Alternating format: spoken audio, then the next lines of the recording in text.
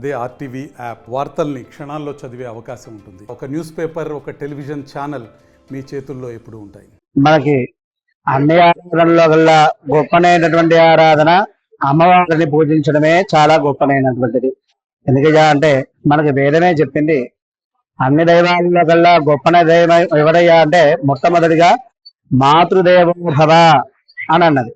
అంటే తల్లియే ప్రధానమైనటువంటి దైవము అని చెప్పి మనకి శాస్త్రం చెప్పబడుతుంది. లోకాలని పరిపాలించేటటువంటి నాయకురాలు ఒక జగజ్జనయ అయినటువంటి ఆది పరాశక్తి అయినటువంటి అమ్మవారిని ఈ మాసంలో ఆరాధించాలి అని చెప్పి మనకి శాస్త్రాలు చెప్పబడుతుంది.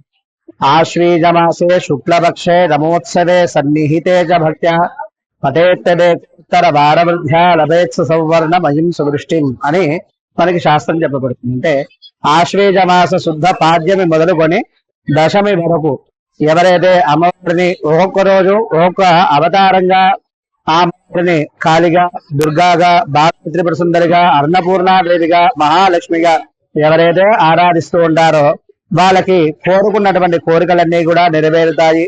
సిరి సంపదలు, భోగభాగ్యాదులన్నీ కూడా నెరవేరుతాయి, చేకూరుతాయి అని చెప్పి మనకి శాస్త్రం చెప్పబడుతుంది. దాని ప్రకారంగా మన త్రింగేల్లో వేం చేసినటువంటి ఈ యొక్క అమ్మవారి యొక్క శరణవరాత్రి మహోత్సవాల్లో భాగంగా ఈ రోజు రోజు విశేషించినటువంటి ఆరాధన అంగరంగ వైభవపేతంగా ఉదయం అమ్మవారి యొక్క దుర్గాది హోమాలు, తదనంతరం ఆ యొక్క అన్నదాన కార్యక్రమం, అమ్మవారి యొక్క విశేషించినటువంటి ఆరాధనలు అన్ని కూడా ఈ రోజు జరుపుకున్నాం.